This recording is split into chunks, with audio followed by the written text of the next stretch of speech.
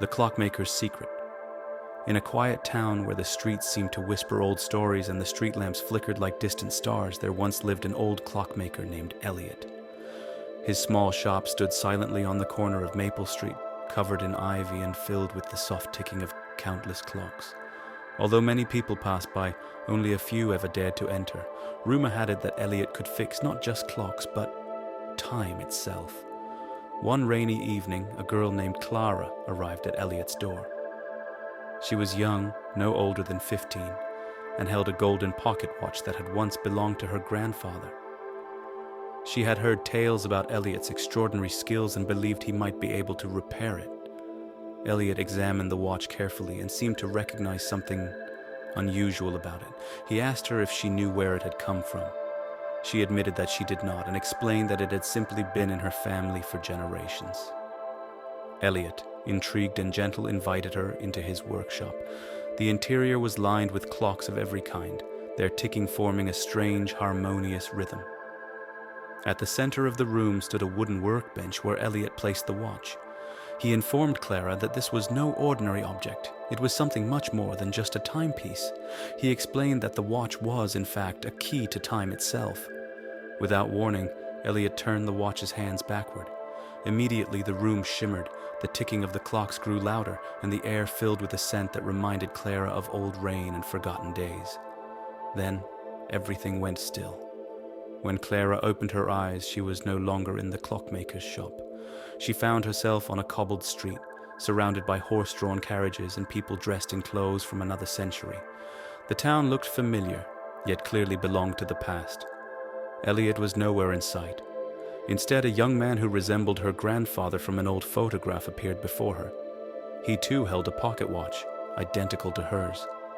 He greeted her as if he had been expecting her and spoke of her arrival as something that had long been foretold.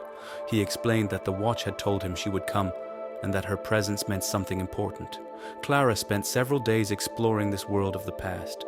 She witnessed the beginnings of her family's bakery, saw her great-grandmother as a child, and watched events unfold that she had only heard about in family stories. Each moment felt like stepping into a forgotten chapter of a book she had never known existed. But time, as Elliot had warned, was delicate.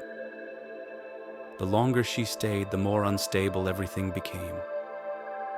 Cracks began to appear in the sky, strange and glimmering like shattered glass. The young man, her grandfather in his youth, grew worried. He told her that time did not like visitors and warned her that she had to return to her own place in the world. He handed her the watch and instructed her to turn it forward 3 times. Though her eyes filled with tears, Clara understood what she had to do. She followed his instructions. The world around her spun rapidly. The clocks rang out all at once and everything was consumed by light. When the brightness faded, Clara found herself back in Elliot's workshop. The clocks ticked softly as if nothing had happened, yet Elliot was no longer there. In his place lay a folded letter. The letter thanked her for trusting time. Elliot explained that she had been meant to witness the past and learn her family's story. He left the watch to her, urging her to use it wisely, as it now belonged to her alone. Clara stepped out of the shop and into the cool night air. She never saw Elliot again, but something had changed within her. From that day on, whenever a breeze rustled the leaves or a clock ticked in the quiet, she would remember her journey. She knew that time had chosen her for a reason, and deep in her heart she sensed that the adventure was not truly over. Each tick of the watch now carried meaning. It was not just a reminder of moments passing, but a whisper of the story she had lived and those still waiting to be discovered. Weeks had passed since Clara's return from the past. Life in her small town continued as usual, but something deep within her had changed. The pocket watch now rested in a small wooden box on her bedside table. Though she rarely touched it, she often found herself staring at it, wondering if time would call her again. One night, as the wind howled through the trees and clouds swallowed the moon, Clara felt an unusual pull. The watch began to tick on its own, though she had not wound it. She noticed that the second hand moved backwards.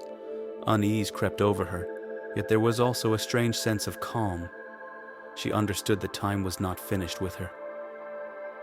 The next morning, Clara decided to visit the old shop once more. Though Elliot had vanished, the door still creaked open as if expecting her. Inside, the clocks ticked exactly as before. Nothing had changed, except for a new item resting on the workbench, a folded piece of parchment tied with red string. Clara untied it carefully. It contained a hand-drawn map of her town, but it was not the present layout. The streets were older, the buildings fewer. At the bottom, Elliot's handwriting told her that something had been left unfinished, something buried in time that needed her help. Following the map led her to the edge of the town, to a forgotten field now overgrown with weeds. There again, according to the map, had once stood a house. Clara searched the ground until her foot struck something hard, a rusted iron ring embedded in stone. Pulling with all her strength, she opened a hidden trap door and descended into the darkness below. The stairs led to a narrow tunnel. Dust hung in the air like smoke, and the silence was thick. At the tunnel's end was a small room with shelves of old journals, faded letters, and broken clock parts. In the center stood a strange device made of gears and glass. Clara recognized its design. It was similar to the watch, only larger.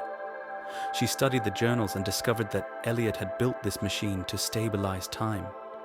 Something in the past had gone wrong, a mistake he had once made. He had tried to fix it but failed. Clara realized he had sent her not only to learn, but to correct what he could not. According to the notes, a decision made in the past had changed the fate of a child, someone who should have survived but didn't. Clara understood that her next journey would not be one of discovery, but of restoration. She set the device's gears as the journal instructed and placed the pocket watch inside. The tunnel shuddered and the light from the machine flared, swallowing everything in gold. When Clara opened her eyes, she was standing in a village far smaller than her town had ever been. A great fire had just broken out near the bakery her ancestors once owned. People screamed and rushed to carry water. In the chaos, a small child stood frozen near the flames, Elliot as a boy. Clara acted without hesitation. She ran through the smoke, lifted him into her arms, and carried him to safety. The moment their hands touched, time seemed to pause. She saw flashes of the boy's future, the lonely shop, the broken clocks, the years spent trying to fix one forgotten mistake. This was the moment that had shaped him. Once Elliot was safe, the fire faded from her vision. The scene dissolved as Shabiseno ran, and she found herself back in the tunnel, the machine quiet and still. The air felt warmer. The dust was gone. The journals were intact, their ink no longer faded. When Clara returned to town, everything seemed slightly different. The shop's windows were no longer dusty. The clocks inside ticked in perfect harmony. A new sign hung above the door: Elliot and Clara, keepers of time. Inside, a man waited. He was older now, but not ancient. His eyes sparkled with calm wisdom. He greeted her with a soft smile and explained that time had finally been repaired. Her act had not only saved a life, but restored balance to the past and future. Though she had changed nothing, she remembered everything around her felt more alive. Clara understood that the real purpose of time travel was not to witness history, but to heal it. From that day on, she worked beside Elliot in the shop. They fixed clocks, told stories, and sometimes, when the ticking turned strange and the air shimmered, stepped once more into the folds of time to set things right.